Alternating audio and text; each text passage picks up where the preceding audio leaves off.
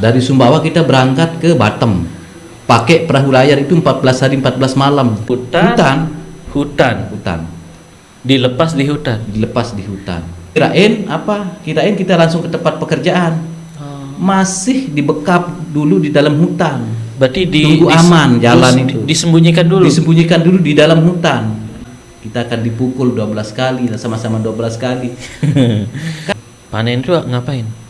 Panen sawit, ngambil buah sawit itu. Itu kan kayak berat sebenarnya itu kan? Sangat berat. Saya ditangkap sudah. Saking saya udah enggak kuat kerja kan, enggak mampu kerjaan. Dari kebun jeruk itu saya nekat, saking kepingin saya juga ngeliat kota. Pengen lihat kota di Malaysia tuh gimana gitu ya, Kuala Lumpur tuh bagaimana gitu ya. Kelahi sama antar negara. Antar negara. Kita bukan dibuang langsung diantar sampai tepi pantai gitu. Sehingga kita turun naik di dermaga begitu? Bukan. Jadi ditawarin ikut saya, mau dijual lagi di situ. Dijual kemana? Dijual ke saya kalau tidak salah hampir mungkin 10 tahunan ada. Oh lama. Makanya di kampung saya sudah di 9 harikan dikira hilang, dikira mati. Tidak ada kabar.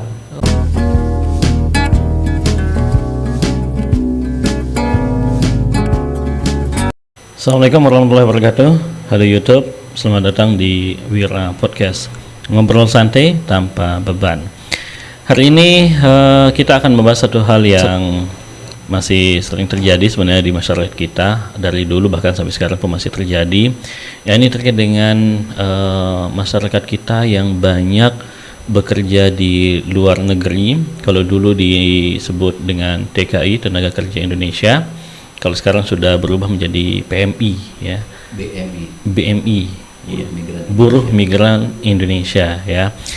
Namun salah satu daerah penyumbang PNI terbesar di Indonesia adalah Nusa Tenggara Barat, ya, khususnya di Pulau Lombok juga banyak sekali saudara kita yang berangkat menjadi BMI, entah di Malaysia, Arab Saudi ataupun di negara-negara lainnya.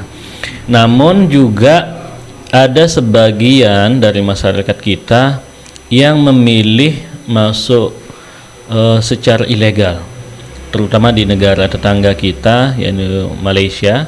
Ya, jadi seringkali terjadi masyarakat yang memilih dengan secara ilegal.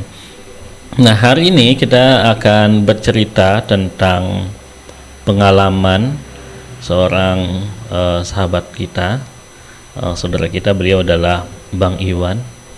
Assalamualaikum Bang Iwan. Waalaikumsalam warahmatullahi wabarakatuh. Sehat ya? Alhamdulillah, kalau sehat. Bisa dilihat dari perut. Berarti ini ya, subur makmur ya. Oke, jadi Bang Iwan ini punya pengalaman menarik, punya pengalaman pernah menjadi, kalau dulu namanya TKI ilegal ya, masuk secara ilegal ke negara Malaysia. Ya. Ya, itu akan kita bagaimana sih kisahnya, bagaimana sampai akhirnya menjadi ilegal. Nah, itu tahun berapa waktu pertama kali ke Malaysia?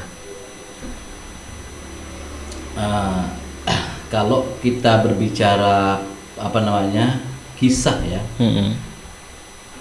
Kalau untuk kisah TKI ilegal ini berat kebanyakan kisah sedih. Pasti kisah sedih. Hampir yang menjadi ilegal itu sedih. Hampir 90% kisah sedih. 99% itu sedih. Bohong kalau katanya TKI ilegal ini ceritanya akan bahagia, sukses. Kalaupun berhasil ya, kalaupun dapat hasil, pasti di sana agak terkekang dia kan. Itu kan kisah sedih dia dapatkan di sana. Betul. Baik, saya akan cerita sedikit ya kisah saya pribadi. Sekitar akhir 1987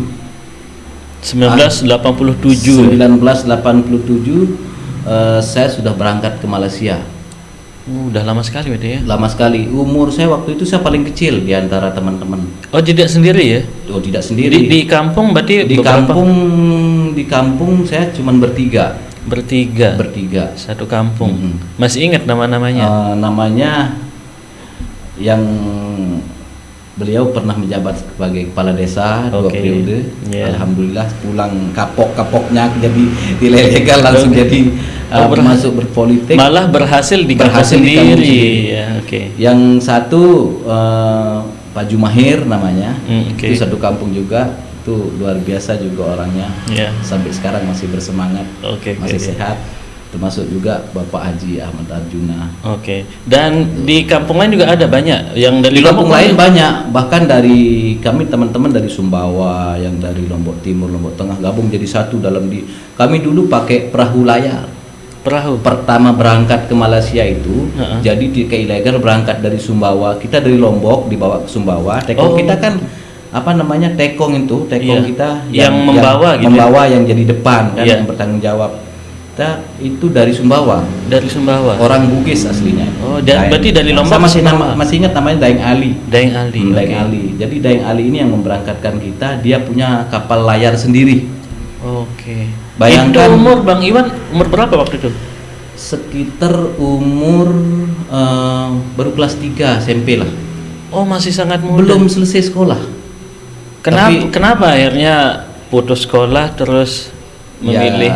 Jadi karena mungkin ya dari pergaulan juga mungkin itu lingkungan sehingga sekolah kita pun jadi malas sekolah.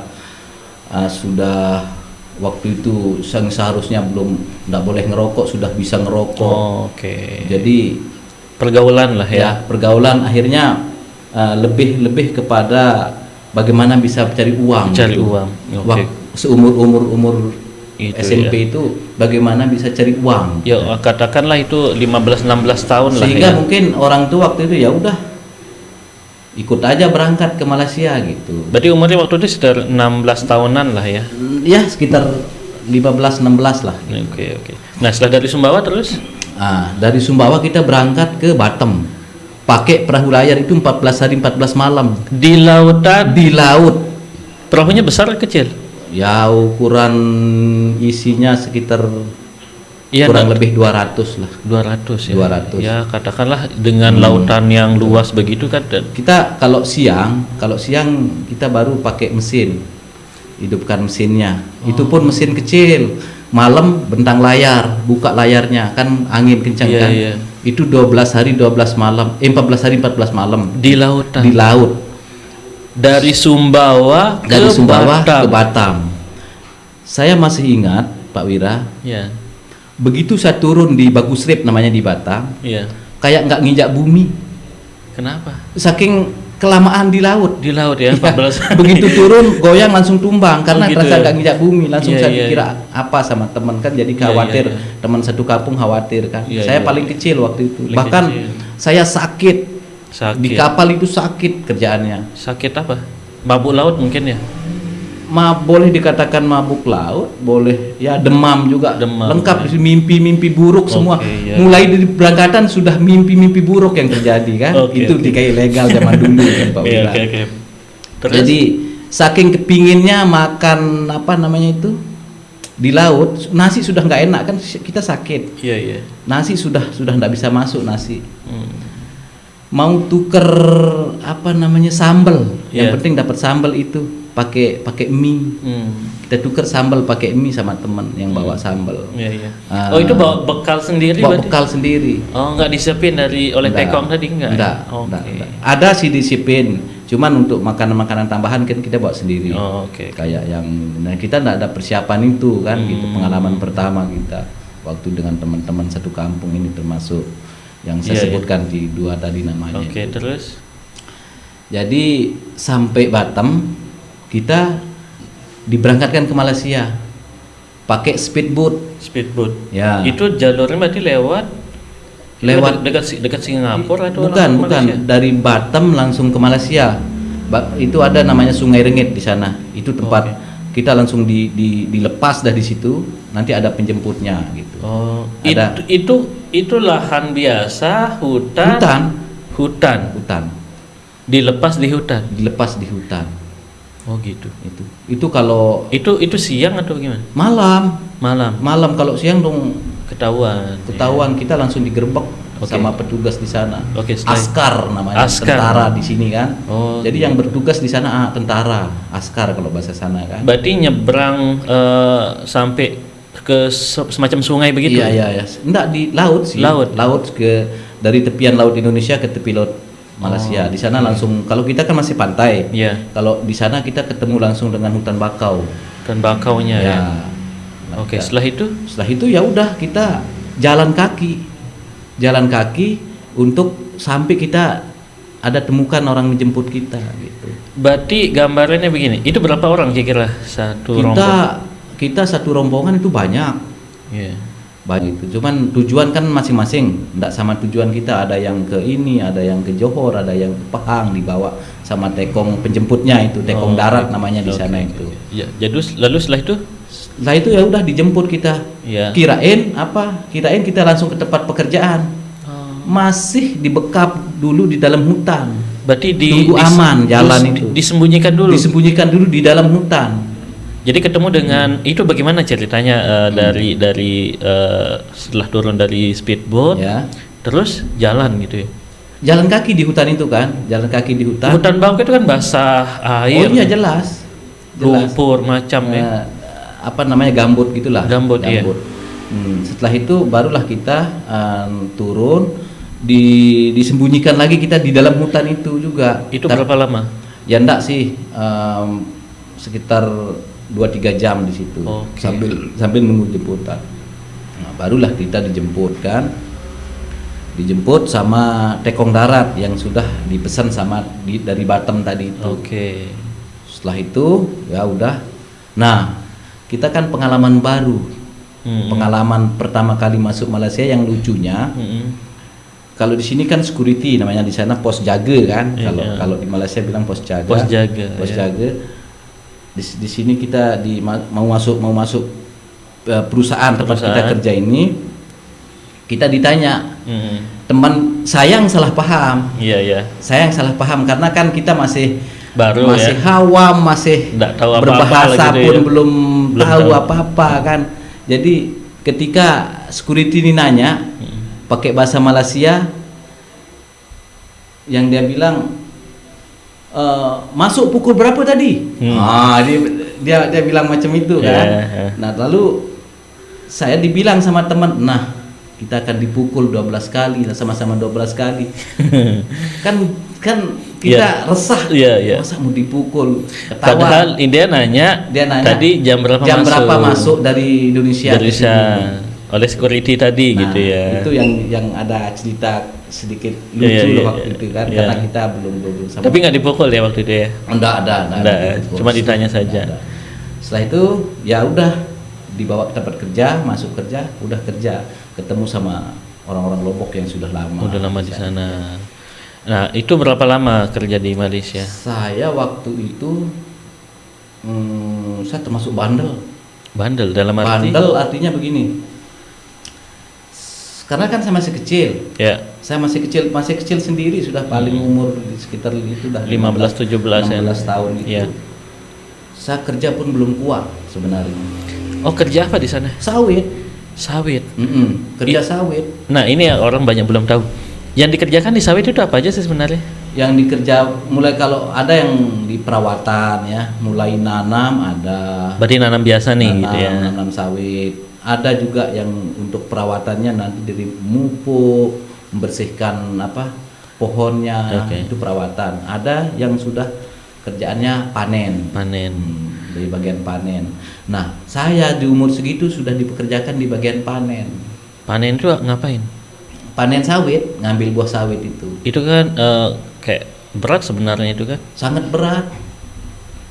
Sangat berat. Di umur saya itu belum pantas kerja itu saya waktu itu. Jadi gambarannya bagaimana? Cara panen itu bagaimana? Cara panennya itu ya, kalau dibayangkan orang yang belum bisa, ngeri sekali karena berduri, semua berduri. Iya, itu kan pohon sawit itu berduri semua. Iya, pelepahnya berduri, buahnya berduri, sebab berduri. Tapi sebenarnya kalau sudah bisa, sudah mahir ya memang enggak ada yang berat sih sebenarnya. Cuman yang beratnya itu di tenaga. Ya. Memang harus punya tenaga power lah memang kalau kerja sawit ini. Dan itu di semacam perkebunan sawit. Perkebunan sawit memang perusahaan. Perusahaan. Kalau di sini apa namanya kita waktu namanya estate di sana kan. Estate. Jadi itu memang negara Malaysia yang punya. Oke. Gitu. Dan itu jauh ya dari kota? Sangat jauh. Karena kita kan orang ilegal. Nggak berani ditaruh. Nggak pernah main-main ke kota atau apa gitu? Nggak pernah. Jadi nggak pernah. Kalau ya misalnya waktu libur kerja tuh nggak kemana gitu? Ya udah ngumpul sama teman-teman main di dalam hutan itu aja gitu. Pergi mancing. Iya. Kalau orang yang jual pakaian orang datang. Gitu. Penjual datang masuk ke kongsi kita, ke bedeng-bedeng kita. Secara kan bedeng namanya kongsi rumah-rumah gubuk-gubuk gitu. Iya, jadi tempat tinggal seperti itu. Pernah nggak ada semacam ini misalnya razia misalnya dari petugas di sana merazia orang-orang ilegal? Dia memang ada musim-musimnya razia dan sering dan kita kalau musim razia itu ya enggak di rumah. Kemana? Kita tinggal di hutan. Di hutan? Ngapain di hutan? Yuk, karena biar enggak ditangkap, biar enggak kena sama razia itu. Karena razia itu setiap tahun ada. Bahkan kalau musim-musim misal ada pemilu, di Malaysia itu pasti ada razia nanti. Razia, petugas masuk kan, gerebek orang asing kan, yang kosongan gitu, yang kosong tanpa izin. Petugas yang datang masuk, satu truk datang. Nah, kalau misalnya ditangkap oleh petugas aparat di sana, itu diapain? Ada nggak cerita punya teman yang pernah ketangkep, itu diapain? Saya sendiri pernah ketangkep. Saya sendiri pernah dua kali ketangkep. Berarti begini, waktu tahun 80-an itu pertama kali masuk aman, cuman saya cuma 6 bulan di sana. 6 bulan, habis itu? 6 bulan saya nekat, saya ditangkap sudah. Saking saya udah enggak kuat kerja kan, enggak mampu kerjaan di Malaysia itu enggak mampu. Berat sekali gitu. Berat sekali. Akhirnya saya nekat, saya tinggalkan teman sekampung saya tinggalkan. Itu terus kemana? Pertama saya kerja dulu, pindah dari sawit itu saya pindah kerja di kebun jeruk. Oke, jadi lebih ringan gitu ya. Saya dipindahkan. Jadi saudaranya dari Tekong itu kan punya istri orang sana, jadi betul-betul merasa bertanggung jawab lah sama kami kan yang dari satu kampung ini. Dan saya dilihat masih memang belum mampu kerja itu, saya dipindahkan ke kebun jeruk. Nah dari kebun jeruk itu saya nekat, saking kepingin saya juga ngeliat kota. Pengen lihat kota di Malaysia tuh gimana gitu ya, Kuala Lumpur tuh bagaimana gitu ya. Artinya begini, waktu itu saya nekat, saya kabur. Saya kabur dari tempat kerja waktu dikerja di kebun jeruk ini. Enggak jauh sih dari tempat kerja dulu kan dipindah. Tapi saya nekat, saya kepingin lihat kota. Jadi karena masih muda gitu ya. Saya masih muda, masa mau di hutan terus begini kan. Saya pengalaman pertama sekali naik bis. Naik bis Malaysia. Itu bawa uang enggak gitu ya? Bawa udah gajian gaji kalau enggak salah saya masih ada gaji setelah dipotong biaya makan, sekarang masih ada RM200 waktu itu. Kalau di Indonesia kan tuh berapa? Waktu itu kalau RM200 sekitar 1.600.000. Waktu itu banyak berarti ya. Waktu itu masih penukaran 600.000 dulu saya. Kalau sekarang kan sudah 3-4 ribu kan sedikitnya. Kalau dulu masih 600.000 penukaran. Dan jadi pengalaman saya naik bis Malaysia kan, sama stoker atau kernet itu apa? Kernet ya. Ya kernet itu saya dikasih tahu. Dia sudah tahu kalau saya orang Indonesia di bis itu. Dia bilang, Dek, di depan ada roadblock. Nah, roadblock itu rahasia. Ya. Kalau roadblock rahasia di sana, rahasia manusia bukan rahasia kendaraan. Jadi ada petugas imigrasi atau apa semacam gitu ya? Polisi. Saya disuruh turun sebelum roadblock. Saya diselamatkan sama kernet tadi. Kalau bahasa sana kernet apa? Kalau tidak salah stoker ya. Stoker kalau tidak salah, lupa ingat, saya sudah lama sekali. Oke. Jadi saya turun, saya jalan kaki. Saya jalan kaki. Saya pasrah sebenarnya. Mau ditangkap apa terserah ya gitu. Sudah terserah sama pingin ke Indonesia sudah. Mau pulang lah mau gitu. Pulang tanpa ongkos. Oke. Jadi memang belum punya ongkos untuk pulang juga kan. Jadi saya pasrah kalau kita ditangkap kan nanti akan dipulangkan. Oke. Lalu ya udah jalan kaki, enggak ketangkap juga. Enggak ditangkap. Enggak tangkap, saya masuk kota juga enggak ada yang curigai saya orang Indonesia. Ya, mungkin penampilannya ya pada umumnya ya, gitu ya. Sebenarnya enggak juga sih, saya ikuti aja style orang sana. Jadi memang enggak tangkap gitu. Dan bahasa saya udah bisa bahasa Malaysia. Sudah bisa Malaysia. Saya sudah bisa paham semua bahasa Malaysia. Ini 6 bulan ya. 6 bulan. Tanpa saya keluar saya sudah bisa. Karena teman-teman orang-orang Malaysia juga banyak teman kerja kan. Jadi biasa bergaul. Bahasa Malaysia saya kuasai juga. Saya masuk kota, saya ikuti style orang sana berpakaian, enggak ketangkep. Akhirnya saya dapat kerjaan lagi, kerja di kebun coklat. Nah, di kebun coklat lah kita dirazia. Saat sekitar 100 orang kami di situ. Oh iya. Dirazia. Tahu enggak waktu kami dirazia? Kenapa? Dinaikkan truk itu. Kami hore-hore kesenangan. Kenapa? Ya, kok senang gitu ya? Teman-teman pada enggak tahu, teman-teman kok yang lain kok pada senang juga ditangkap. Yang biasanya kita kalau musim rahasia itu pasti sembunyi ke hutan, masak nanti di hutan, nggak tinggal di pondok kita itu. Ini ditangkap kok malah seneng gitu ya? Kita kami senang. Kenapa? Dan semua teman-teman itu, dan bahkan diajak nyanyi di sini senang, di sana. Itu di atas truk gitu. Di atas truk. Oke. Di atas truk. Mohon maaf Pak Wira, agak pinggang saya ini suka. Suka ini. Maklum lah, umur kan. Umur ya. Agak deket jadi ya. Jadi ya dikirim lah kan. Kita sebelum dikirim kita di camp tahanan dulu 14 hari lagi. Udah situ barulah dikirim kita. Kirim ke Indonesia pakai kapal. Ya. Itu ketika di tahanan ada cerita yang ini enggak? Ketika kalau di tahanan itu yang paling cerita menarik, ini menarik saya katakan ya. Apa disuruh apa atau apa bukan, gitu? Bukan, kalau sama petugas di sana enggak ada sih yang enggak ada dipukul dia apa. Kecuali kalau kita memang buat kesalahan ya paling disuruh skot jam. Di skot jam, dihukum yang gitu. Itu galak enggak? Atau bawa senjata mereka enggak gitu ya? Enggak bawa senjata. Kecuali enggak dipukul-pukul gitu masuk gitu. Enggak, di penjara kita yang begitu. Di penjara. Kalau di penjara. Teman yang mengalami pernah di penjara, ada masa reman istilahnya bahasa sana kan, itu baru kena pukul. Kalau ini karena misal ditangkap karena masalah keimigrasian ya cuma ditahan aja gitu. Dokumen saja kita kan. Jadi enggak ada yang istilahnya. Cuman yang menarik di sana kelahi sama antar negara. Antar negara. Berarti di tahanan itu banyak orang. Iya, di situ ada orang Thailand. Ada orang India, Pakistan, Bangladesh yang ditangkap juga. Jadi ada Myanmar. Ilegal tuh nah hanya orang Indonesia aja. Indonesia, Vietnam. Oh, banyak orang lain. Banyak, iya. Kelahinya kenapa? Biasanya masalah makanan sih. Makanan. Rebutan atau kita kan makan kan ribuan itu. Banyak orang. Ribuan, kita bisa 2.000 di camp tahanan itu. Bisa 2.000. Dan yang terbanyak Indonesia. Paling banyak orang Indonesia. Paling kita 700, paling Myanmar 150. Gitu. Dan kelahi enggak pernah kalah. Karena kita banyak. Kita banyak. Makanya kalau orang Indonesia punya masalah dengan orang negara lain, udah ribut besar. Salingnya tidak ada jiwa nasionalisme lah di sana ya. Pokoknya kita sedang makan, kadang-kadang kan makan numpuk di halaman jadi satu kan, beludah aja itu. Kalau orang negara lain itu beludah langsung sudah ribut gitu ya. Sikat. Itu saling pukul. Saling pukul.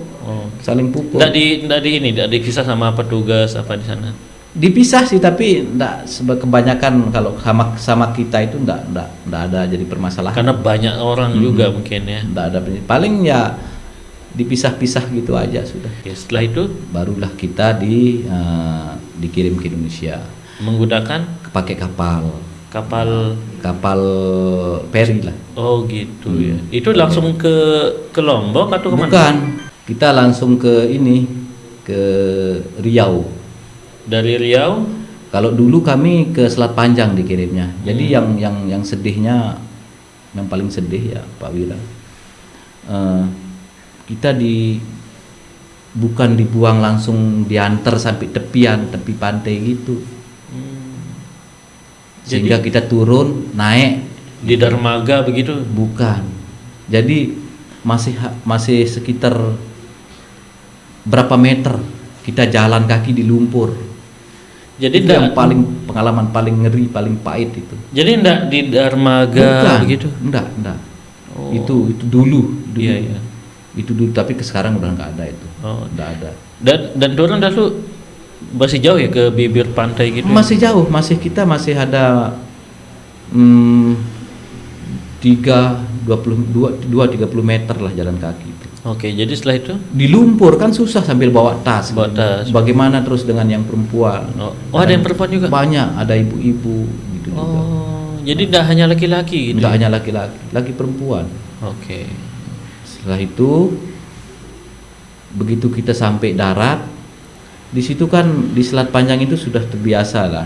Nah, kalau ada orang buangan itu langsung kita udah ada yang nunggu dah. Ditawarin, ikut saya, mau dijual lagi di situ. Dijual kemana? Dijual ke yang punya usaha kayu gitu.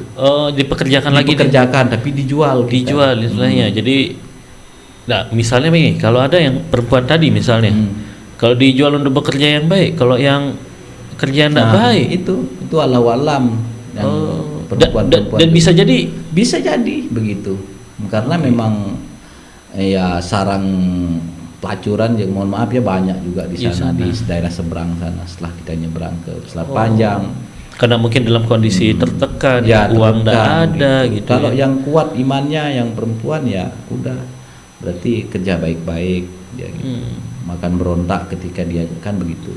Tapi kalau yang memang pasrah, yang penting saya dapat uang ya udah.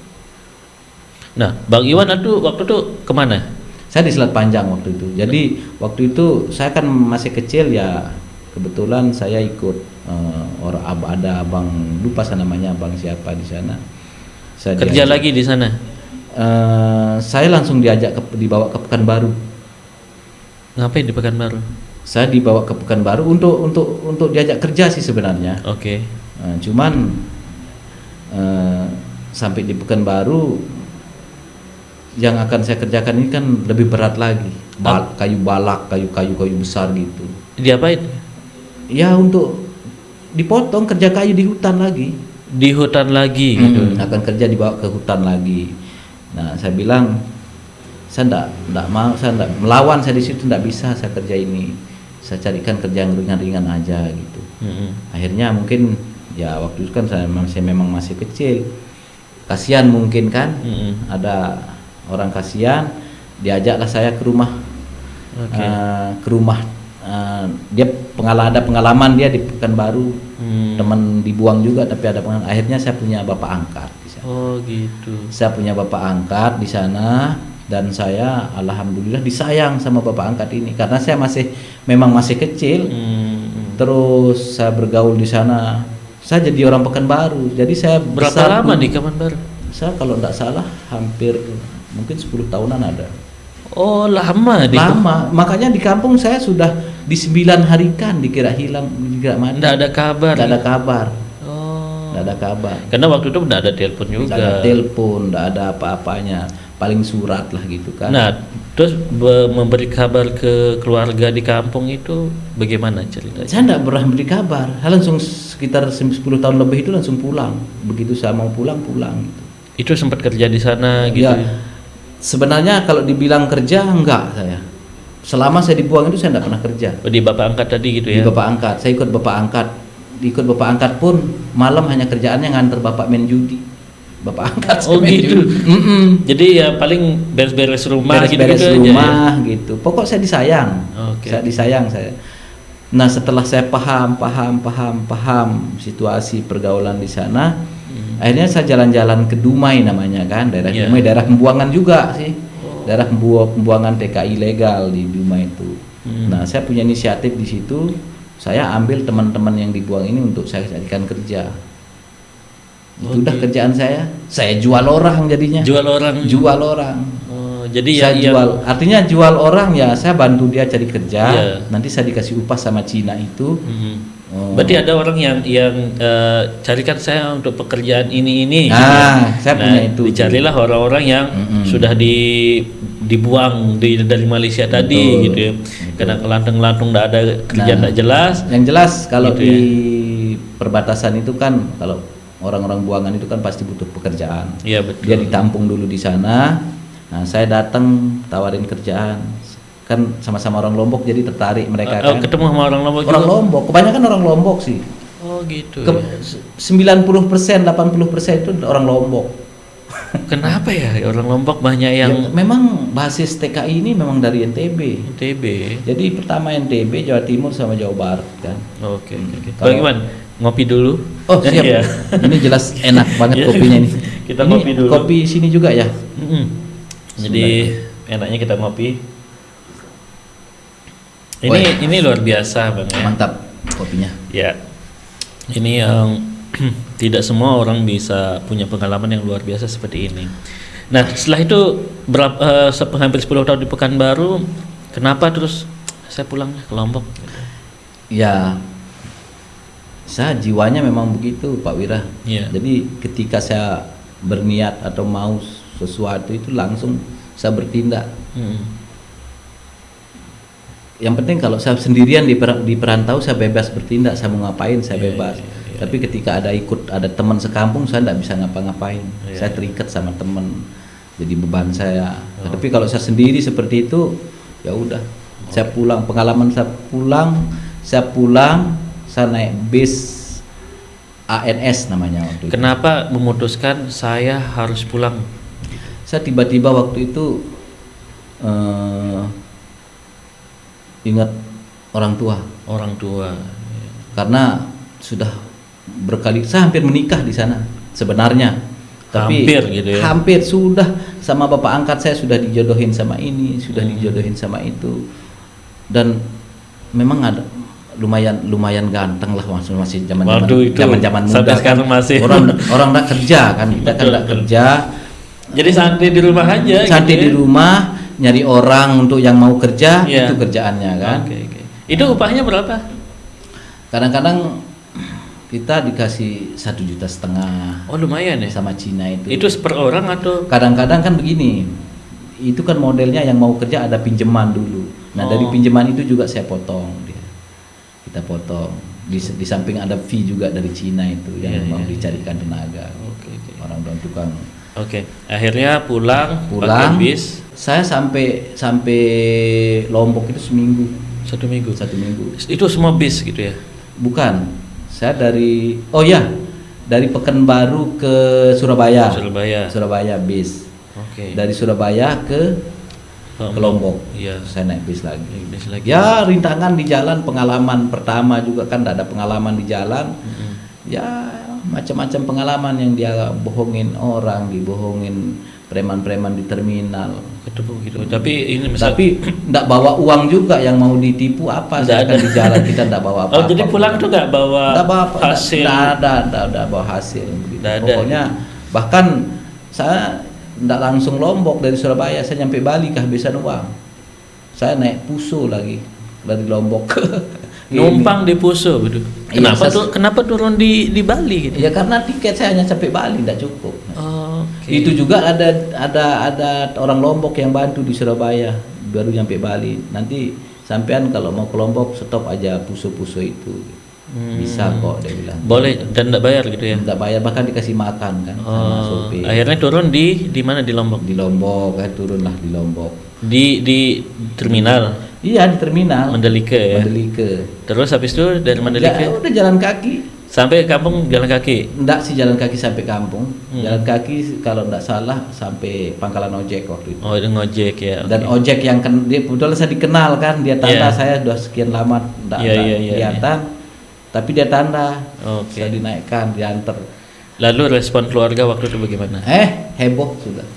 Sangat heboh. Dikirain sudah meninggal 10 tahunan lebih. Orang tua sangat bersyukur. Jadi anak emas lah di rumah gitu. Jadi bisa dikatakan Ada nggak temannya Bang Iwan atau Bang Iwan yang tahu menjadi TKI ilegal atau BMI ilegal kok sebenarnya sebutannya yang pernah berhasil? Setahu saya nggak ada yang pernah berhasil menjadi TKI ilegal ini. Tidak ada. Nggak ada. Belum ada lah. Kalau yang legal? Kalau yang legal banyak. Banyak. Banyak sekali yang legal. Oke. Banyak. Banyak ya. Kalau yang legal banyak. Jadi kalau untuk ilegal ini saya rasa setahu saya lah selama ini saya berkecimpung juga di PJTKI ya. Nah setelah saya pulang itu kan saya terinspirasi langsung untuk jadi pengurus PJTKI yang legal waktu itu. Jadi pengalamannya Bang Iwan yang pahit enggak mau dianukan ke orang. Jadi saya punya pengalaman pahit tentang TKI ilegal sehingga saya pulang ke kampung. Saya coba gabung. Pertama saya gabung sama PT Bijak dulu. Setelah itu saya sempat pegang cabang di sini untuk PT Duta Tangguh Selaras, saya pegang dulu sini untuk TKI ilegal. Saya coba belajar, pelajari tentang PJTKI ini, PJTKI yang resmi, pemberangkatan pakai rekom segala macam saya pelajari. Kalau yang resmi itu jalurnya bagaimana? Secara singkatnya lah jalurnya yang resmi. Yang jelas kalau jalur resmi itu kita harus masuk PT kan. Oke. Kita PT. Ada penyalurnya di sini. Ada penyalurnya di situ. Rekom kita dari daerah ada. Oke. Itu asuransi kita ada. Ada juga namanya PAP sebelum berangkat itu kan ada. PAP itu wajib itu dari Desnaker. Oke. Itu PAP itu ada pembekalan akhir pemberangkatan. Itu PAP namanya. Itu betul-betul yang legal. Dan berangkatnya nggak lewat hutan? Ya, berangkatnya nanti dipakai pesawat. Langsung di sana dijemput sama majikannya. Gitu. Atau kalau masuk ke perusahaan nanti pegawai-pegawai perusahaan langsung jemput pakai bis, pakai apa. Pokoknya bagus dan resmi. Nyaman lah. Dan ketika kita komplain tidak sesuai pun dengan perjanjian. Oh, jadi PK. Dari awal sudah ini nanti kerja di situ kan ada PK-nya di situ. Yang kita tanda tangani PK. Perjanjian kerja sama pihak perusahaan di sana kan. Jadi sudah tahu kira nanti mau kerja apa gitu ya. Kalau kita tidak sesuai dengan PK, kita bisa juga mengajukan komplain ke agen kita, kita yang di sini sama agen. Nanti agen yang PT yang di sini berurusan sama agen sana. Jadi kan enak, clear semuanya gitu. Betul ya. Sebenarnya gini Pak Wira, kalau ini terkait TKI legal dan ilegal ya. Kita sebenarnya tidak bisa menyalahkan semena-mena menyalahkan pemerintah juga sebenarnya. Di sini kalau pemerintah pasti dia akan urus kita dengan sesuai prosedur kan. Dengan baik lah. Dengan baik itu pemerintah. Nah cuman di sini sekarang dua kemungkinan yang bisa jadi salah di situ. Penyalur, artinya pengerekrut, sama TKI-nya sendiri. Orangnya sendiri. Anggapnya yang mau dibodohi begitu ya. Jadi gini, dia berangkat lewat sini resmi. Dari sana kabur. Oh, ada juga yang di sana kabur. Karena apa? Tidak sesuai PK. Seharusnya kalau tidak sesuai PK komplain aja, tidak apa-apa. Nanti akan diusahakan, pasti akan dipertimbangkan lagi kan gitu. Dijadikan kerjaan lain. Nah, pengalaman TKI begitu. Dia banyak yang gitu ya kabur ya. Baik Malaysia, baik Arab Saudi. Saya kebanyakan sekarang yang kemarin-kemarin ini sebelum pandemik kebanyakan berkecimpung untuk Timur Tengah. Saya urus TKI Timur Tengah waktu itu. Oke, Bang Iwan gini. Tadi kan pengalamannya Bang Iwan itu pahit sekali, masuk hutan, lumpur dan segala macamnya, sembunyi, ditangkap dan segala macamnya tadi. Pernah dengar nggak orang atau teman yang punya pengalaman jauh lebih pahit dari Bang Iwan? Banyak. Ada yang lebih pahit dari itu? Banyak yang lebih pahit dari itu. Dipukul soalnya sampai kalau Bang Iwan sendiri kan tidak pernah sampai dipukul, merasakan tangan orang sana. Nih yang sampai ada siksaan itu ya. Dia sudah ketangkap nih. Sudah ketangkap. Dibuang gitu ya. Dibuang. Bukan ketangkap, dibuang kan. Masuk lagi, kena lagi. Nah, itu suntik gila atau 100 rotan. Gitu ya. Jadi itu apa bahasa kita nih ngeyel gitu. Ngeyel gitu. Sudah ketangkap, diantar pulang ke Indonesia untuk ngurus biar masuknya resmi, kan gitu. Ninda lagi ilegal lagi. Itu kesalahan siapa di situ? Kesalahan Tekong lagi di situ. Waktu dibuang itu di tengah laut ada yang nawarin. Masuk lagi mau balik lagi, bayar sekian. Boleh bayar sekian. Ketangkap lagi, itu yang kena siksa di sana. Kadang kata ceritanya sih, saya sendiri belum pernah ngalami yang suntik gila, yang dipukul. Kalau 100 rotan ya pasti itu. Itu dipukul 100 rotan. 100 rotan. Dan keras mukulnya ya? Keras dong.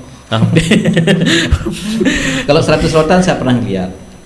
Itu kesalahannya kenapa? Kesalahannya itu balik lagi tadi. Itu hukumannya memang 100 rotan memang kalau balik lagi itu. Baik buat teman-teman ya.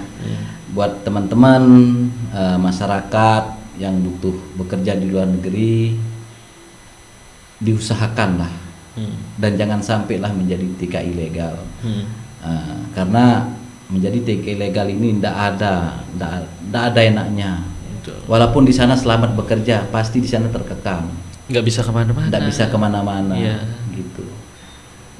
Kita tidak berani, walaupun di sana majikan kita akan bertanggung jawab, sudah bayar polisi, itu tetap salah.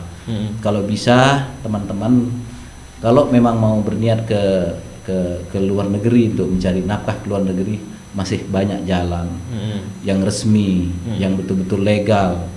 Apalagi sekarang Polandia sedang dibuka, betul-betul Eropa bahkan ya, Polandia. Eropa. Sekarang Eropa mudah prosesnya. Oh gitu. Proses, dan insya Allah saya masih bisa urus kalau Polandia. Oh gitu ya. Ke Polandia saya masih, alhamdulillah saya ada rekanan di PT yang betul-betul menjalankan dengan prosedur yang benar. Saya punya teman, saya punya rekanan di Jakarta. Kalau teman-teman yang mau berangkat ke Polandia, jangan keluar negeri ilegal. Mau cari nafkah, kita dengan cara yang salah. Cara kita aja sudah salah mau cari nafkah untuk anak istri. Betul ya. Kan begitu. Dari segi hasil, kalaupun berhasil, udah uang panas lah gitu ya. Pendatang tanpa izin, pendatang haram kata orang Malaysia kan. Ya, Bang Iwan, terima kasih, ini luar biasa cerita yang bisa menginspirasi kita semua. Dan memang selain harus melalui jalur yang legal tadi, juga tidak ada salahnya mempersiapkan skill. Skill apa yang kita punya. Jadi ketika keluar negeri sana punya skill gitu. Paling tidak sopir lah. Ya bisa nyetir kah atau apa ya kan. Jadi tidak keluar negeri kosong gitu, nggak bisa ngapa-ngapain gitu ya. Oke. Terima kasih Bang Iwan udah hadir di podcast hari ini. Ini luar biasa. Ini menjadi pembelajaran buat kita semua juga. Dan terima kasih Anda sudah menyaksikan kami di podcast hari ini. Saya Wira Atmaja di channel Wira Podcast, ngobrol santai tanpa beban. Wassalamualaikum warahmatullahi wabarakatuh dan sampai jumpa.